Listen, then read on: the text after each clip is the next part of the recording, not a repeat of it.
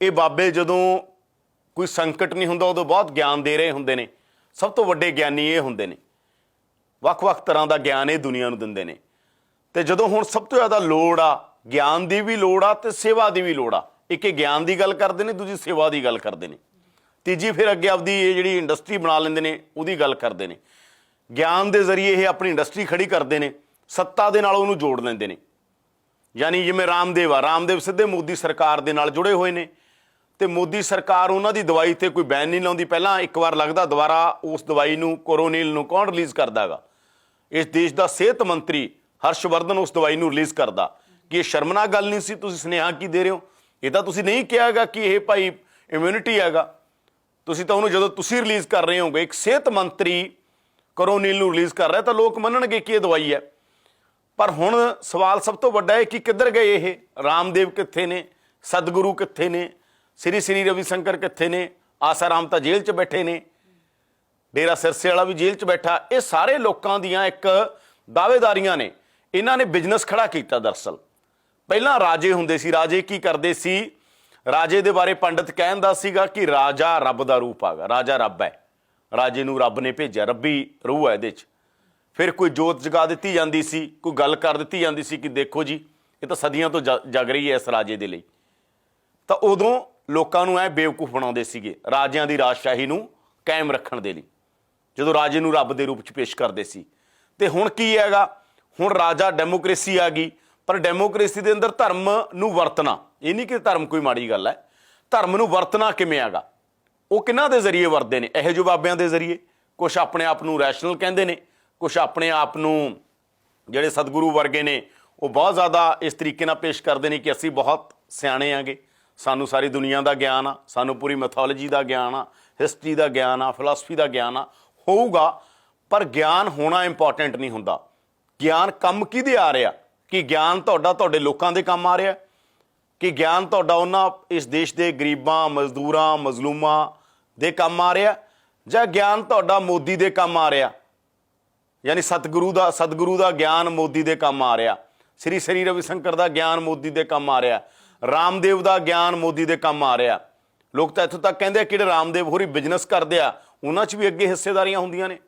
किस वड्डे पद्धर दे उत्ते एक बाबे दा बिजनेस फैलदा गा। बहुत वड्डा बिजनेस रामदेव खड़ा कर लेंदे आ पतंजलि दे नां दे उत्ते, फिर होर खेतरां दे अंदर। तां सवाल सब तो वड्डा है कि जदों ये सेवा का दावा करते हैं कि साडी बहुत वड्डी सेवा आ गई, असीं सब तो वड्डे सेवादार हां दुनिया दे, ऐ पेश करते आपदे आप नूं। संकटां च जांदे आ, बहुत सारियां थावां ते एनवायरमेंट की गल करते सतगुरु होरी। इस टाइम सब तो ज़्यादा किस गल की लोड़ आ? सेवा की लोड़ आ ना। तो सेवा हुण कित्थे गई? कदे सुनियागा हुण कि हाँ इन्हां ने निकले हुए ने पूरे देश च, जिन्ना वड्डा इन्हां कोले ताम झाम आ, जिन्ना इन्हां ने पैसा इकट्ठा किया लोकां तों, तां चाहीदा तां इह आ कि ये लोकां च होण, चाहीदा तां है कि इन्हां दे लोकां च जाके शिविर जिहड़े लाउंदे ने। हुण ये रामदेव ने तो योग नूं ऐ बेचिया पूरी दुनिया नूं। योग इत्थों की बहुत पुरानी पद्धति है, पतंजलि इत्थों के बहुत पुराने मतलब ये सारियां चीज़ां ने। उन्होंने नवे रूप च इस तरीके दे नाल उन्हां दी मार्केटिंग की गई, इस तरीके नाल बाजार च पेश किया गया कि तुसीं ऐ बनाता भी जिवें योग दी उत्पत्ति रामदेव ने की है, जिवें योग पैदा रामदेव ने किया। जदों कि योग तो बहुत पुराना सी और योग दे नाल लोग फिट रहिंदे सीगे। ते हुण गल इह हैगी कि भाई तुसीं बाजार भी बना लिया, तुसीं सत्ता दे भी नेड़े लग गए, तुसीं पैसा बना लिया, जमीनां बना लियां, वड्डे वड्डे आश्रम बना ले। किहदे लई बनाए ने? वो बनाए इस गल कह के बनाए कि लोकां लई बना रहे हैं, सब कुछ लोकां लई कर रहे हैं। तो साडा सवाल यह आ कि करोना च कित्थे आए बाबे? करोना दे अंदर कित्थे ने रामदेव? करोना च कित्थे है सतगुरु? करोना च कित्थे है श्री श्री रविशंकर? करोना च किधर गए डेरे सिरसे वाले? करोना च किधर गए बहुत सारे डेरे जिहड़े आपदे आप नूं दावा करदे सीगे? असीं नहीं कहंदे ये सेवा नहीं करते होणे, मान लो ये सेवा करते हैं। इस टाइम इन्हां दी सब तो ज़्यादा लोड़ आ गई, इन्हां कोल एडा वड्डा स्ट्रक्चर आगा। साडियां धार्मिक संस्थावां भी कर ही रहीआं ने, जिवें श्रोमणी गुरुद्वारा प्रबंधक कमेटी ने भी इनीशिएटिव लिया, होर भी हिंदू धर्म दीयां संस्थावां भी कर रहीआं ने। पर जिहड़े इंडिविजुअल बाबे सी ये, जिन्हां दा एक बहुत वड्डी फैन फॉलोइंग है, जे कहीए हुण तां सैलीब्रिटी टाइप बाबे, सैलीब्रिटी बाबे ने ये सैलीब्रिटी बाबियां तो असीं पुछ रहे हैं कि सैलीब्रिटी बाबे कित्थे ने हुण। और सब तो वड्डी गल वो करोनील की दवाई ना रामदेव ने जिस तरीके दे नाल रामदेव ने बना ली करोनील दवाई, ਕਿਹਾ ਕਿ ਇਹ ਬਹੁਤ, ਤੁਹਾਨੂੰ ਪਹਿਲਾਂ ਕਿਹਾ ਕਿ ਇਹ ਕਰੋਨਾ ਦੀ ਦਵਾਈ ਆ, ਫਿਰ ਜਦੋਂ ਲੱਗਿਆ ਕਿ ਨਹੀਂ ਗੜਬੜ ਹੋ ਰਹੀ ਹੈ ਫਿਰ ਕਹਤਾ ਜੀ ਇਮਿਊਨਿਟੀ ਬੂਸਟਰ ਆ, ਫਿਰ ਕਿਹਾ ਜੀ ਇਹ ਪੀ ਲਓਗੇ ਤੇ ਕਰੋਨਾ ਠੀਕ ਹੀ ਹੈ, ਤੇ ਨਾਲ ਤੁਹਾਡੇ ਸਿਹਤ ਮੰਤਰੀ ਖੜਾ ਗਾ, ਤੇ ਕੀ ਸੁਨੇਹਾ ਦੇ ਰਹੇ ਹੋ ਤੁਸੀਂ? ਇਸ ਦਾ ਮਤਲਬ ਉਹ ਦਵਾਈ ਦੇ ਨਾਂ ਦੇ ਉੱਤੇ ਪਤਾ ਨਹੀਂ ਤੁਸੀਂ ਅਰਬਾਂ ਕਰੋੜਾਂ ਰੁਪਏ ਇਕੱਠੇ ਕਰਨੇ ਨੇ, ਉਹ ਅਰਬਾਂ ਕਰੋੜਾਂ ਰੁਪਏ ਇਕੱਠੇ ਕਰਕੇ ਹੁਣ ਤੁਸੀਂ ਕੀ ਕਰ ਰਹੇ ਹੋਗੇ? ਤੇ ਇਸ ਕਰਕੇ ਇਹ ਸ਼ਰਮਨਾਕ ਗੱਲ ਆ। ਅਸਲ ਦੇ ਅੰਦਰ ਇਹਨਾਂ ਬਾਬਿਆਂ ਤੇ ਸੱਤਾ, ਰਾਜ ਸੱਤਾ ਤੇ ਧਰਮ ਪਹਿਲਾਂ ਹੁੰਦਾ ਸੀ, ਰਾਜ ਸੱਤਾ ਤੇ ਧਰਮ ਮਿਲ ਕੇ ਚੱਲਦੇ ਸੀਗੇ।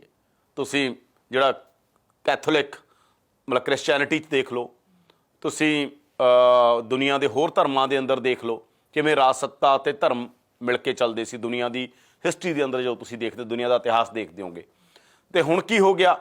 ਹੁਣ ਉਹ ਧਰਮ ਨੂੰ ਇੱਕ ਬਹੁਤ ਹੀ ਮਾਡਰਨਾਈਜ਼ ਤਰੀਕੇ ਦੇ ਨਾਲ, ਇੱਕ ਬ੍ਰੈਂਡਿੰਗ ਦੇ ਨਾਲ, ਬਾਬੇ ਦੀ ਇੱਕ ਦੀ ਬ੍ਰੈਂਡਿੰਗ ਹੁੰਦੀ ਹੈ, ਪਹਿਲਾਂ ਉਹ ਛਾ ਜਾਂਦਾ ਦੁਨੀਆ ਦੇ ਉੱਤੇ ਬ੍ਰੈਂਡਿੰਗ ਦੇ ਨਾਲ, ਉਸ ਤੋਂ ਬਾਅਦ ਦੁਨੀਆ ਉਹਦੇ ਪਿੱਛੇ ਲੱਗਦੀ, ਉਸ ਤੋਂ ਬਾਅਦ ਉਹਦੇ ਕੋਲ ਪੈਸਾ ਆਉਂਦਾ, ਉਹ ਪੈਸਾ ਰਾਜ ਸੱਤਾ ਦੇ ਨਾਲ ਮਿਲ ਕੇ ਜਾਂ ਰਾਜ ਸੱਤਾ 'ਚ ਬੈਠੇ ਲੋਕਾਂ ਦੇ ਨਾਲ, ਤੇ ਰਾਜ ਸੱਤਾ 'ਚ ਬੈਠੇ ਲੋਕ ਨੇ ਜਿਹੜੇ ਉਹਨਾਂ ਦੇ ਲਈ ਹਾਜ਼ਰ ਨੇ, ਇਹ ਉਹਨਾਂ ਲਈ ਹਾਜ਼ਰ ਨੇ। ਜਦੋਂ ਵੋਟਾਂ ਆਉਂਦੀਆਂ ਨੇ ਤਾਂ ਰਾਮਦੇਵ ਕਹਿੰਦੇ ਹੈਗੇ ਕਿ ਮੋਦੀ ਵਰਗਾ ਤਾਂ ਕੋਈ ਪ੍ਰਸ਼ਾਸਕ ਹੀ ਨਹੀਂ ਹੈਗਾ ਗਾ। ਜਦੋਂ ਵੋਟਾਂ ਲੰਘਣਗੀਆਂ ਤੇ ਰਾਮਦੇਵ ਦੇ ਨਾਲ, ਰਾਮਦੇਵ ਨੂੰ ਪ੍ਰੋਟੈਕਟ ਕਰਨ ਦੇ ਲਈ ਬੀਜੇਪੀ ਖੜੀ ਹੈਗੀ, ਉਹਦੇ ਬਿਜ਼ਨਸ ਕਿਵੇਂ ਐਕਸਪੈਂਡ ਹੋਣ। ਯਾਨੀ ਬਾਬੇ ਸੱਤਾ ਲਈ, ਇਹ ਨਹੀਂ ਕਾਂਗਰਸ ਦੋ ਧੋਤੀ ਹੈ, ਕਾਂਗਰਸ ਦੇ ਟਾਈਮ ਵੀ ਇਹੀ ਹੁੰਦਾ ਰਿਹਾ। ਕਾਂਗਰਸ ਦੇ ਟਾਈਮ ਬਥੇਰੇ ਇੰਦਰਾ ਦੇ ਨੇੜੇ ਪੰਡਤ ਸੀ, ਬਥੇਰੇ ਯੋਗ ਗੁਰੂ ਸੀਗੇ, ਇਹੋ ਜਿਹਾ ਕੁਛ ਹੀ ਹੁੰਦਾ ਰਿਹਾ ਕਾਂਗਰਸ ਦੇ ਦੌਰ ਦੇ ਅੰਦਰ ਵੀ। ਪਰ ਮਤਲਬ ਇੰਟੈਂਸਿਟੀ ਤੇ ਗ੍ਰੈਵਿਟੀ 'ਚ ਫਰਕ ਹੋ ਸਕਦਾ ਹੈਗਾ।